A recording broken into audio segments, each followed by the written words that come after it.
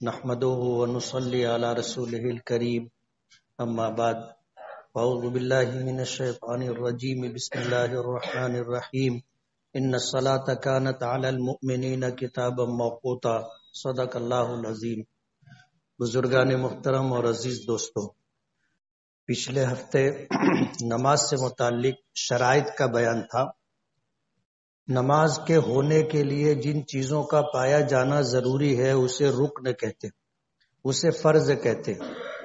اگر وہ نماز سے پہلے ہے، نماز شروع کرنے سے پہلے ہے تو انہیں شرط کہا جاتا ہے۔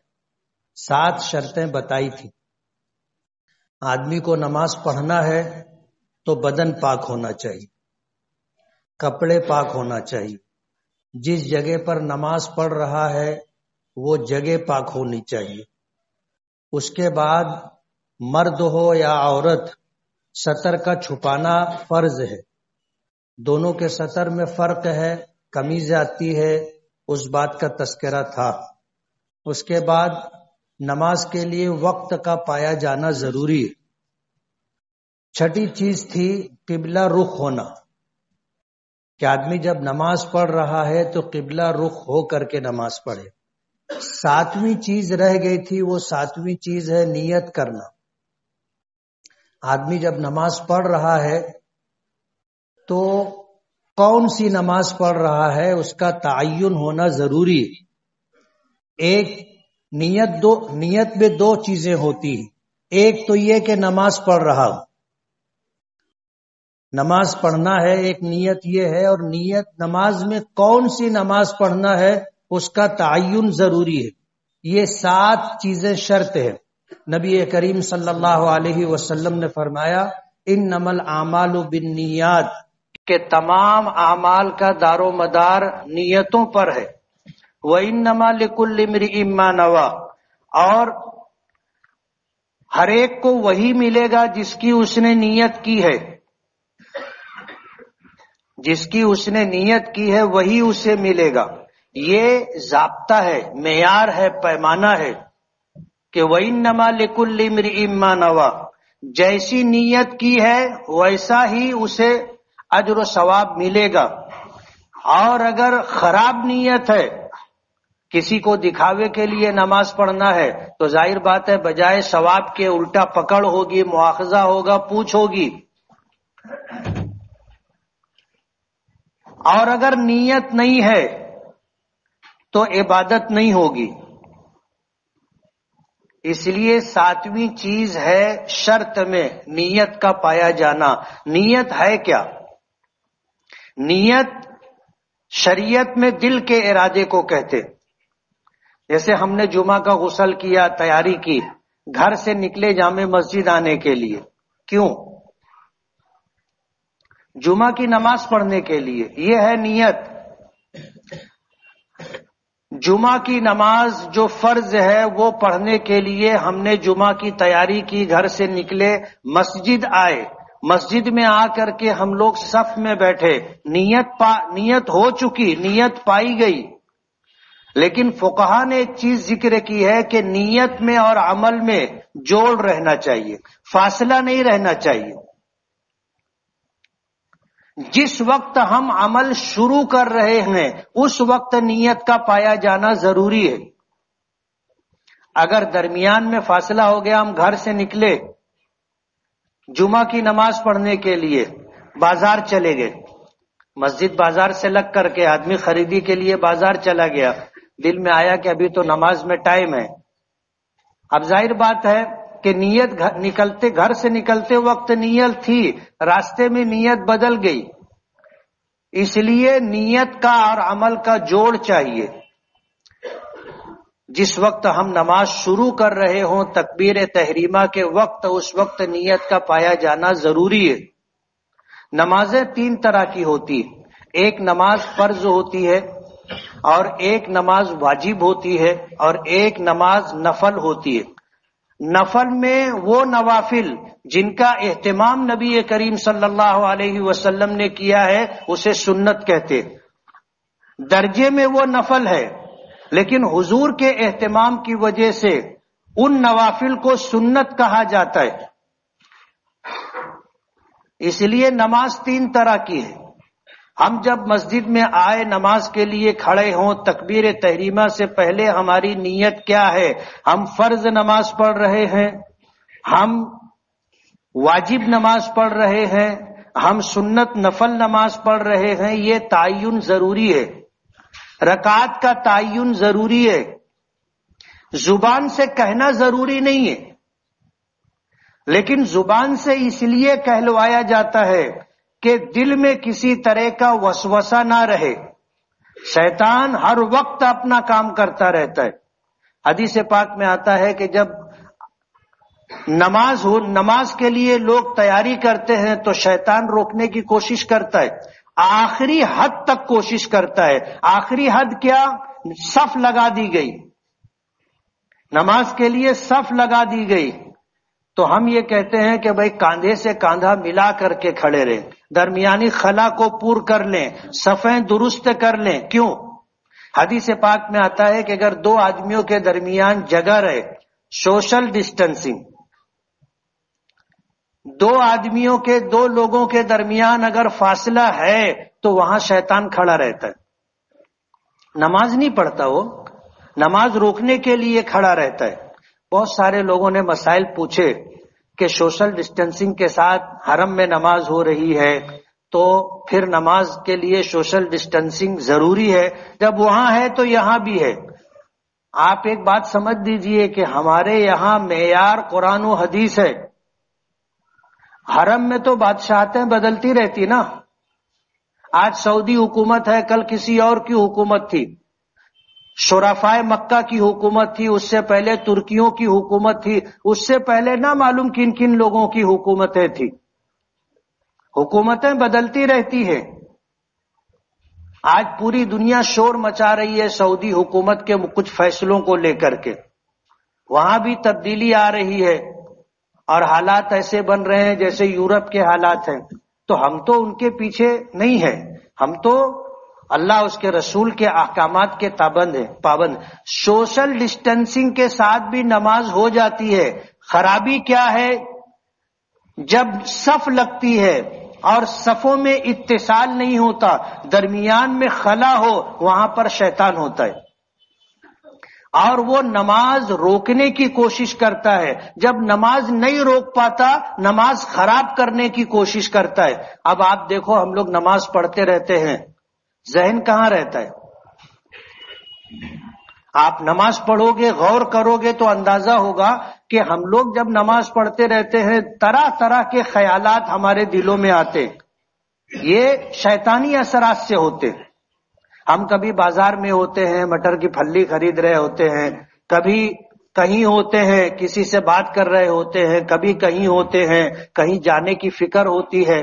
تو یہ جو خیالات دلوں میں آتے ہیں یہ خود بخود نہیں آتے، یہ شیاطین کے اثرات ہوتے ہیں کہ جب وہ نماز سے ہم کو نہیں روک سکے تو نماز کو بے وزن کرنے کے لیے، نماز کو خراب کرنے کے لیے کوشش کرتے. ہم سے نماز میں بھول چوک بھی ہوتی ہے، امام صاحب سے بھی ہو جاتی ہے، مقتدیوں سے بھی ہو جاتی ہے، ہم اکیلے نماز پڑھتے ہیں تو بھی ہو جاتی ہے. شریعت نے ہمیں حکم دیا کہ جب نماز میں کوئی فرض مقرر ہو جائے، کوئی واجب چھوٹ جائے یا مقرر ہو جائے تو اس صورت کے اندر ہم جب بھول گئے تو پھر کیا حکم ہے؟ سجدہ سہو کا. شیطان روکنا چاہتا تھا، شریعت نے کہا کہ 2 سجدے اور کرو. شیطان نے سجدے سے انکار کیا تھا تو جنت سے نکالا گیا، اور اگر حضرت آدم کو اسی وقت سجدہ کر لیا ہوتا تو جنت میں رہتا، اپنا بھی مسئلہ حل ہو جاتا. لیکن تکبر کی وجہ سے اس نے انکار کیا کہ میں آدم کو سجدہ نہیں کروں گا. پوچھا گیا کیوں؟ کہا کہ اسے مٹی سے بنایا گیا ہے، میں آگ سے بنایا گیا ہوں، اور آگ سے بنایا گیا ہوں تو آگ کے اندر علو بلندی ہوتی ہے اور مٹی میں پستی ہوتی ہے، تو میں آدم سے بہتر ہوں، میں آدم کو کیوں سجدہ کروں؟ اللہ کے حکم کی تعمیل سے انکار کیا تھا. علماء نے لکھا ہے کہ شیطان نے اپنے بارے میں اور آدم کے بارے میں تو سوچا کہ انہیں مٹی سے بنایا گیا ہے، مجھے آگ سے بنایا گیا ہے، اس نے یہ تو سوچا، یہ نہیں سوچا کہ مجھے یہ حکم ملا ہے کس کی طرف سے؟ اللہ پاک کی طرف سے۔ جب اللہ کا حکم ہے تو ہر حال میں مجھے اس کی تعمیل کرنی ہے۔ میں کیا ہوں، مجھے کیا کہا گیا ہے، یہ نہ دیکھتے ہوئے، میں کیا ہوں، مجھے کیا کرنا ہے، یہ نہ دیکھتے ہوئے شیطان کو اس پر غور کرنا تھا کہ یہ میرے پروردگار کا حکم ہے، مجھے سمجھ میں آئے تو کرنا ہے، نہیں سمجھ میں آئے تو بھی کرنا ہے۔ لیکن شیطان نے اللہ کے حکم کی تعمیل سے انکار کیا، اپنے بارے میں آدم علیہ الصلوۃ والسلام کے بارے میں غور کیا۔ ہم لوگ بھی اس طرح کرتے، زندگی کے معاملات آپ دیکھو گے، اللہ اس کے رسول کے حکم کو کنارے کر کے اپنے بارے میں سوچتے ہیں، خاندان کے بارے میں سوچتے ہیں، لوگ کیا کہیں گے اس کے بارے میں سوچتے ہیں، یہ نہیں سوچتے کہ اللہ اس کے رسول کا حکم کیا ہے۔ تو ساتویں شرط ہے نیت، ساتویں شرط ہے نیت کرنا۔ تو نیت کا تعین ضروری ہے۔ نیت دل کے ارادے کا نام ہے، زبان سے کہنا ضروری نہیں ہے، لیکن زبان سے اس لیے کہلواتے ہیں کہ کسی طرح کا وسوسہ دل میں نہ رہے، ورنہ شیطان بہت تجربے کار ہے، وہ وسوسہ دل میں ڈال دیتا ہے۔ ایک رکعت ہوئی، شیطان بولے تا نیت نہیں کرے رہے، آدمی سوچ میں پڑ جاتا کہ میں فرض تو بولا ہی نہیں تھا، میں جمعہ تو بولا ہی نہیں تھا۔ اب یہ وسوسہ آ جانے کے بعد طبیعت مقدر ہو جاتی ہے، نماز توڑ کے پھر سے شروع کرے یا اسی نماز کو پورا کر لے۔ اب ظاہر بات ہے کہ نماز توڑ کے شروع سے پھر آئے تو شیطان کو پھر کامیابی مل جاتی ہے، کس معنی کر کے کہ یہ ابھی اپنی بات مان لیا، اپنے جال میں آ گیا۔ اب ہر نماز میں وہ یہی کوشش کرتا ہے، ہر نماز میں۔ پھر بعض لوگ جو پہلی مرتبہ وسوسہ آیا اس کو ختم کرنے کے لیے جب کام شروع کر دیتے ہیں تو وسوسے بڑھتے چلے جاتے، اور پھر وسوسے اتنے زیادہ ہو جاتے ہیں کہ جینا مشکل ہو جاتا ہے۔ بار بار نماز توڑتے رہتے ہیں، بار بار نماز توڑتے رہتے ہیں، اور یہ شیطانی کھیل چلتا رہتا ہے۔ اس لیے زبان سے بھی کہہ لینا کہ نیت کرتا ہوں میں نماز جمعہ فرض 2 رکعت ادا کرنے کی، پیچھے اس امام کے واسطے اللہ کے منہ میرا کعبہ شریف کی طرف، سارے وسوسے ختم۔ اب شیطان دل میں بات ڈالا بھی تو ہم بول چکے، اس کا وسوسہ کارگر نہیں ہوتا۔ نیت کا تعین ضروری ہے، نیت کا تعین ضروری ہے، اس لیے زبان سے بھی کہہ لینا چاہیے۔ یہ 7 چیزیں شرط ہیں، بدن کا پاک ہونا، کپڑے کا پاک ہونا، جگہ کا پاک ہونا، پورا ستر چھپا ہوا ہونا، قبلہ رخ ہونا، اور وقت کا ہونا، اور نیت کا ہونا۔ یہ 7 چیزیں شرط ہیں۔ جب یہ 7 چیزیں پائی جائیں گی تو ہماری نماز شروع ہوگی اور ہوگی، اور ان 7 شرطوں میں سے ایک چیز بھی اگر نہیں ہے تو وہ چیز نہ ہونے کی وجہ سے نماز نہیں ہوگی۔ جیسے جگہ پاک نہیں ہے، نماز ہم نے پڑھی، جگہ پاک نہیں ہے، نماز نہیں ہوگی۔ کپڑا پاک نہیں ہے، نماز نہیں ہوگی۔ ستر کھلا ہوا ہے، نماز نہیں ہوگی۔ پچھلے ہفتے خواتین کے ستر کے تعلق سے میں نے بات کہی تھی کہ صرف اتنا ہاتھ اور پیر اور چہرہ اتنا اگر کھلا رہا تو اس کے ساتھ نماز ہو جائے گی، اس کے بغیر نماز نہیں ہوگی۔ عام طور پر جو کوتاہی ہوتی ہے وہ یہ کلائی کے متعلق کہ آستین ان کی آخر تک نہیں ہوتی، گھریلو کام کاج کرنے ہوتے ہیں، آستین اگر آخر تک ہو تو ان کو دقت محسوس ہوتی ہے، اس لیے وہ آستین چھوٹی رکھتے ہیں۔ اب کلائی ایک عضو ہے، اگر اس کا چوتھائی حصہ کھلا رہا، اس سے زیادہ کھلا رہا، نماز نہیں ہوگی۔ اور یہ ساری چیزیں نہ آئے تو اس کے لیے بتایا گیا کہ ایک رومالی ہو جو اتنی بڑی ہو کہ ہاتھ بھی ڈھکا رہے، اتنی لمبی ہونا چاہیے کہ ہاتھ بھی ڈھکا رہے، اور نماز میں ہماری مائیں بہنیں ہاتھ باہر نہ نکالیں، اسی کے اندر سے تکبیر تحریمہ ہو۔ ان کے لیے ہاتھ کانوں تک اٹھانا نہیں ہے، ان کے لیے ہاتھ کاندھوں تک اٹھانا ہے بس، اور پھر سینے پر نیت باندھ لینا ہے، اور ہاتھ اگر نیچے کیے تو بھی رومالی سے ہاتھ ڈھکا رہنا چاہیے۔ تو ان ساتوں چیزوں میں سے ایک چیز بھی اگر گئی تو نماز نہیں ہوگی، یہ نماز کے باہر ہے، اس کو شرط کہتے ہیں۔ کچھ چیزیں نماز کے اندر ہیں جن کو فرض کہا جاتا ہے، رکن کہا جاتا ہے، ان میں سے سب سے پہلے ہے تکبیر تحریمہ، اللہ اکبر کہنا، اللہ اکبر۔ بعض لوگ کہتے ہیں اللہ اکبر،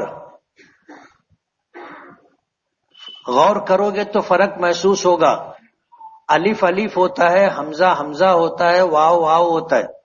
بعض لوگ اللہ ہو کا جو پیش ہوتا ہے اسے اس طرح ادا کرتے ہیں کہ واو کی شکل بن جاتی ہے، اللہ اکبر، اللہ اکبر۔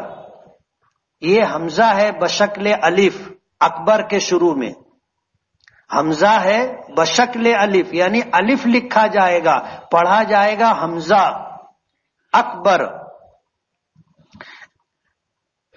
اس کے علاوہ اور بھی الفاظ ہیں جس کے ذریعے سے تکبیر تحریمہ کا انعقاد ہو جائے گا، جیسے کسی نے کہا اللہ الکبیر، ہو جائے گی نماز۔ اکبر ہے کبیر ہے، دونوں ہم مانا ہے۔ کسی نے کہا اللہ اعظم، نماز ہو جائے گی، تکبیر تحریمہ کا انعقاد ہو جائے گا۔ لیکن منقول ہے، ثابت ہے نبی کریم صلی اللہ علیہ وسلم سے اللہ اکبر، اس لیے اہتمام کے ساتھ، اور جب تکبیر تحریمہ کہی جا رہی ہو اس سے پہلے نیت کا پایا جانا ضروری ہے۔ اب جب نماز ہم نے شروع کی تو ہماری تکبیر امام کی تکبیر سے تھوڑا سا پیچھے ہونا چاہیے۔ اگر امام سے تھوڑا سا ہم آگے ہو گئے تو ہم مقتدی نہیں رہے، امام تو نہیں بن سکتے اس لیے کہ جگہ پیچھے ہے اور کوئی ہماری اقتدا میں ہے نہیں، اس لیے تکبیر تحریمہ کہتے وقت تھوڑا سا تخلف ہونا چاہیے، امام سے تھوڑا سا پیچھے، اور اتصال ہونا چاہیے۔ تکبیر تحریمہ کے ساتھ جب آدمی نماز شروع کرتا ہے تو نماز کا انعقاد ہو گیا، اب نماز شروع ہو گئی، نماز کا پہلا فرض ہم نے ادا کیا۔ جب نماز کا پہلا فرض ادا کیا تو اس کی سنتیں ہم آپ کو بعد میں بتائیں گے۔ ہر فرض کی، ہر رکن کی الگ الگ سنتیں ہیں، میں نے بتایا تھا کہ 7 شرطیں ہیں، 6 یا 7 فرائض ہیں اور 52 سنتیں ہیں۔ تکبیر تحریمہ کی 2-4 سنتیں ہیں، قیام کی 2-4 سنتیں ہیں، رکوع سجدہ قومہ جلسہ قاعدہ سب کی سنتیں ہیں، تو ٹوٹل سنتیں آپ دیکھو گے نماز میں 52 سنتیں، ہمیں نہیں معلوم، لیکن آدمی اگر مشق کر لے نماز کی مشق کر لے کسی جانکار سے تو اس کو وہ ساری چیزیں مستحضر ہو جائیں گی کہ مجھے تکبیر تحریمہ کیسے کہنا ہے اور تکبیر تحریمہ کے وقت بدن کی کیا حالت ہونی چاہیے، ہاتھ کہاں تک اٹھنا چاہیے، ہاتھ کدھر رہنا چاہیے، تکبیر تحریمہ کہتے وقت ہاتھ قبلہ رخ ہونا چاہیے، یہ ہاتھ کانوں کی لو کے برابر ہونا چاہیے۔ حدیث پاک میں 3 طرح کا تذکرہ ہے کہ ہاتھ کان کے اوپر، ہاتھ کان کے نیچے، ہاتھ کان کے برابر۔ امام اعظم ابو حنیفہ رحمۃ اللہ علیہ نے اس بات کا اہتمام کیا کہ عملی شکل ایسی ہونی چاہیے کہ تمام حدیثوں پر عمل ہو جائے، اور یہ چیز تکبیر تحریمہ میں آپ کو آسانی سے سمجھ میں آئے گی۔ جن لوگوں نے حرم کا سفر کیا ہے انہوں نے کچھ لوگوں کو دیکھا ہوگا وہ ایسے تکبیر کہتے ہیں، یعنی ہاتھ کانوں سے بھی اوپر ہوتا ہے۔ امام مالک رحمت اللہ علیہ کے یہاں ہاتھ اوپر ہے، امام شافعی امام احمد ابن حنبل کے یہاں ہاتھ کاندھوں تک ہے یعنی کانوں کے نیچے، امام اعظم ابو حنیفہ رحمت اللہ علیہ کے یہاں تکبیر تحریمہ کے وقت ہاتھ کان کے برابر ہونا چاہیے، اور اس طرح ہونا چاہیے سمجھانے کے لیے کہا جاتا ہے کہ ہمارا یہ انگوٹھا کان کی لو کے برابر ہو، برابر ہونا چاہیے، چھونا ضروری نہیں ہے۔ بعض لوگوں کو میں نے دیکھا نماز کے لیے آتے تو ایسے ٹچ کرتے ہیں، ایسے ٹچ کرنا ضروری نہیں ہے، ہاں ایک مرتبہ آدمی اس لیے ٹچ کیا کہ اندازہ ہو جائے کہ برابر ہے بس، لیکن کچھ لوگ ہوتے ہیں شیطان اپنا کام کرتا رہتا ہے، وہ ایک مرتبہ چھوئے تو ایسے بار بار ایسے کرتے رہتے ہیں۔ آپ لوگ نہیں دیکھے ہوگے، ہم لوگ لوگوں کی حرکت دیکھتے رہتے ہیں کہ کیا ہو رہا ہے۔ اب جب آپ اس طرح کان کے پاس ہاتھ لائیں گے تو کان کے اوپر کچھ ہاتھ کا حصہ ہے، اس حدیث پر عمل ہو گیا جس حدیث میں یہ ہے کہ ہاتھ کان کے اوپر ہو۔ کان کے برابر میں ہمارا انگوٹھے سے لے کر کے کچھ حصہ ہے ہتھیلی کا، اس حدیث پر عمل ہو گیا جس میں یہ ہے کہ ہاتھ کان کے برابر رہنا چاہیے، اور کچھ حصہ ہمارے ہاتھ کا کان کے نیچے ہے تو ان حدیثوں پر عمل ہو گیا جس میں یہ ہے کہ ہاتھ کان کے نیچے، یعنی تینوں حدیثوں پر عمل ہو گیا۔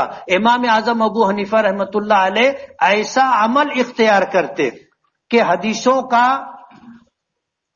اتحاد ہو جائے اور تمام حدیثوں پر عمل ہو جائے، ایسا نہ ہو اب اگر کسی شخص نے ہاتھ کان کے اوپر اٹھایا، ایک حدیث پر عمل ہو گیا اور دو حدیثوں پر نہیں ہو سکا، ہاتھ کاندھے تک اٹھایا، ایک حدیث پر عمل ہو گیا، دو حدیثیں چھوٹ گئی، تمام حدیثوں پر عمل کیسے ہوگا؟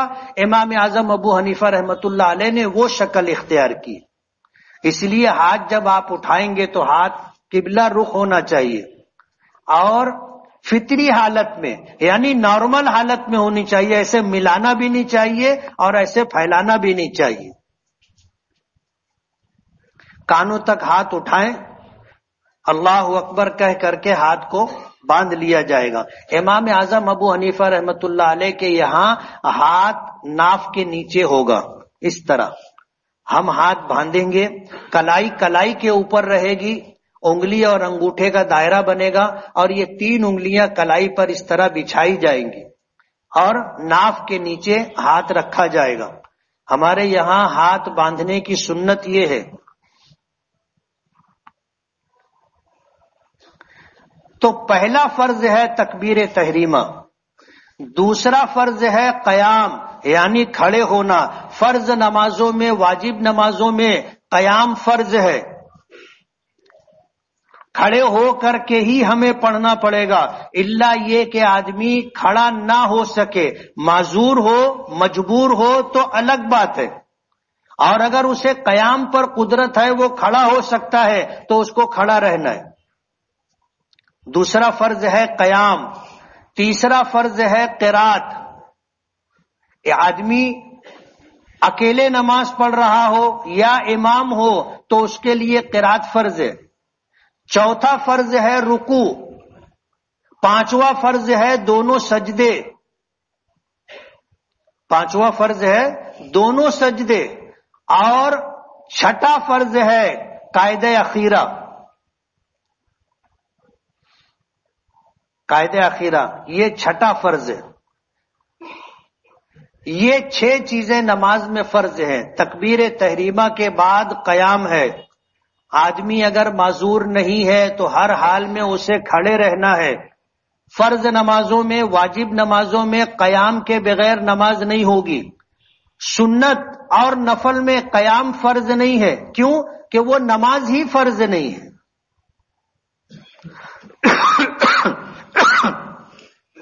اس لیے عشاء کے بعد 2 رکعت آدمی بیٹھ کر کے سنت پڑھتا ہے۔ کون کون پڑھتا ہے؟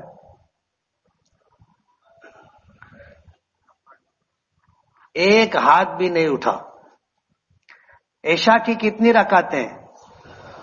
17 پڑھتے؟ نہیں پڑھتے ہم لوگ 17. پہلے 4 سنت ہے، پھر 4 فرض ہے، پھر 2 سنت ہے، پھر وتر ہے، پھر اس کے بعد نفل ہے، تو 2 اس میں بیٹھ کے بھی ہے. ٹائم نہیں ہے اپنے پاس. تو نفل نمازوں میں قیام فرض نہیں ہے، کیونکہ وہ نماز ہی فرض نہیں ہے. فرض نماز پڑھ رہے ہیں، اگر قیام پر قدرت ہے تو قیام ضروری ہے. ہم بیٹھ کر کے نہیں پڑھ سکتے. کرسی پر نماز پڑھنا کیسا ہے؟ راجے مفتہ بھی قول یہ ہے کہ نماز ہو جاتی ہے. کچھ مفتیان کرام کا فتویٰ یہ ہے کہ کرسی پر بیٹھ کر نماز نہیں ہوتی.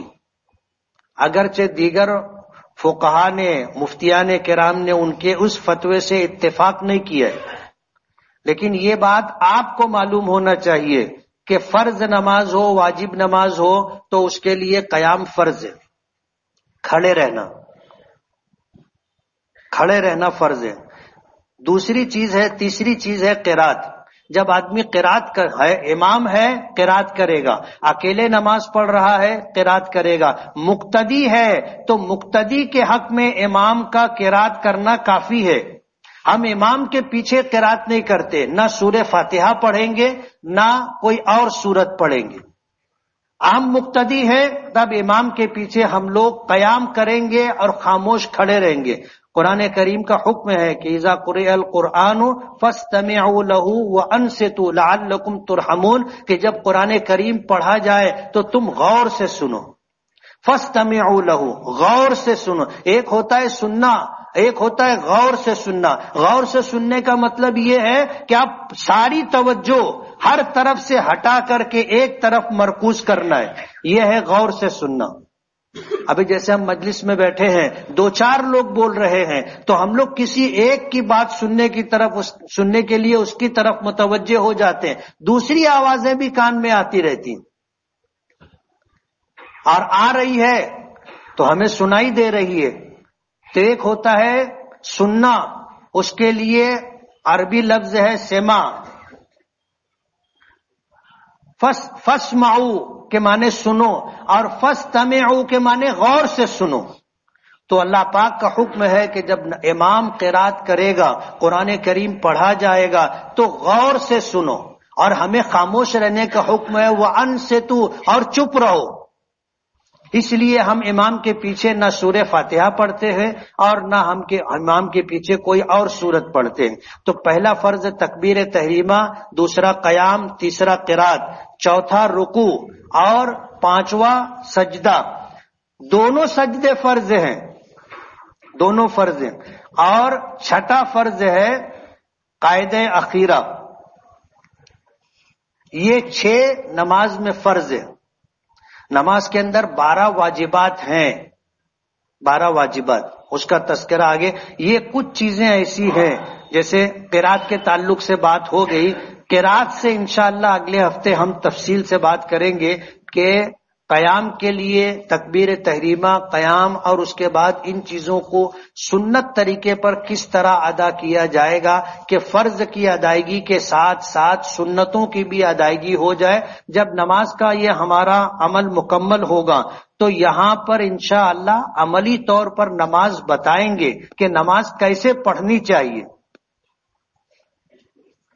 کیسے پڑھنی چاہیے. تو وہ انشاءاللہ عملی طور پر بتایا جائے گا. آپ غور سے دیکھیں گے اور اس طریقے سے نماز پڑھیں گے تو انشاءاللہ آپ کی نماز وہ نماز ہوگی جو نماز اللہ کو مطلوب ہے.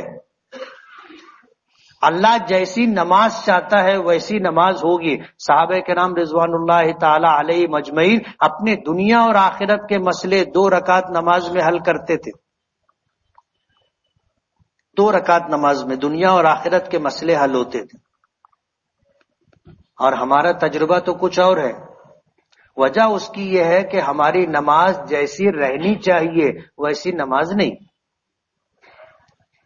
دنیا کا ایک نظام ہے، ایک نظام وہ ہے جو دکھائی دیتا ہے اور ایک نظام وہ ہے جو دکھائی نہیں دیتا، اسے غیبی نظام کہتے. اللہ تعالیٰ نے اس دنیا کو چلانے کے لیے سبب کے درجے میں کچھ چیزیں رکھی ہیں جس کو ظاہری نظام کہا جاتا ہے، اور کچھ چیزیں ایسی ہیں جو ہمیں دکھائی نہیں دیتی، وہ قدرت کا غیبی نظام ہے، وہ بھی ضروری ہے۔ اور شاہ جہاں کا زمانہ تھا، 3-4 بیٹے تھے، اور ہر ایک ہی چاہتا تھا کہ شاہ جہاں کے بعد وہ بادشاہ بنے۔ علماء نے لکھا ہے جو اہل کشف ہوتے ہیں، جن کو غیبی نظام کی کچھ جانکاری اور معلومات ہوتی ہے، کہ اس زمانے میں ایک بزرگ تھے، ان کے اختیار میں تاج تھا، اور ایک ایسے بزرگ تھے جن کے اختیار میں تخت تھا۔ تو دارا شکوہ کو کسی کہیں سے معلوم پڑا کہ فلاں شخص کے پاس تاج دینے کی قدرت ہے، وہ ان کے پاس گئے اور جا کر کے گھما پھرا کر کے بات چیت کر کے کہا کہ آپ کی پگڑی مجھے پہنا دو۔ اور یہ بعد میں گیا تھا، پہلے جن بزرگ کے پاس گیا تھا ان کے پاس تخت دینے کا اختیار تھا۔ تو جب یہ وہاں جا کر کے اپنا مطالبہ رکھا تو انہوں نے کہا کہ یہاں بیٹھ جاؤ۔ بولے نہیں حضرت، میں وہاں نہیں بیٹھوں گا، میں ادھر بیٹھتا ہوں۔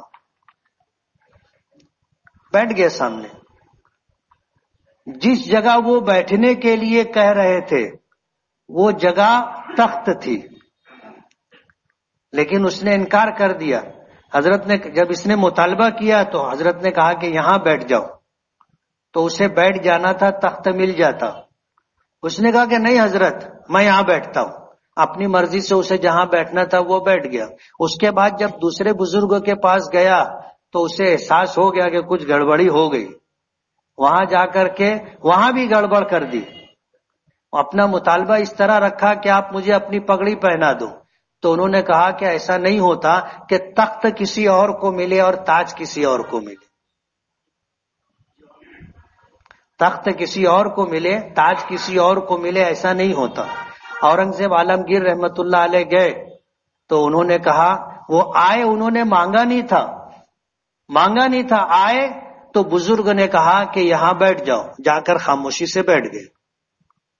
اس کے بعد جب دوسرے کے پاس گئے، اللہ والے کے پاس جن کے اختیار میں تاج دینا تھا، تو جب وہاں پہنچے تو ان کو وضو کرنا تھا۔ اورنگزیب عالمگیر رحمت اللہ علیہ نے ان کو لوٹے میں پانی بھر کر کے وضو کروایا، پانی ڈالا۔ پھر وہ جب اٹھے، وضو کر کے فارغ ہوئے تو ان کی پگڑی رکھی ہوئی تھی۔ اورنگزیب عالمگیر رحمت اللہ علیہ گئے، وہ پگڑی اٹھا کر کے لائے حضرت کے سامنے، اس اللہ والے کے سامنے۔ تو جب ان کے ہاتھ میں پگڑی آئے تو انہوں نے اورنگزیب عالمگیر رحمت اللہ علیہ کے سر پر رکھ دی۔ تو مجلس کے بھی آداب ہوتے ہیں، اللہ والوں کی مجلس میں ہم گئے، وہ جو کہیں وہ کرنا چاہیے، جو کہیں وہ کرنا چاہیے، وہاں پھر اپنی مرضی نہیں۔ بعض لوگ جو ہے ادب زیادہ ادب میں محروم ہو جاتے۔ گئے، انہوں نے جو کہا خاموشی سے تعمیل کرنا چاہیے، اس میں ہمارے لیے خیر۔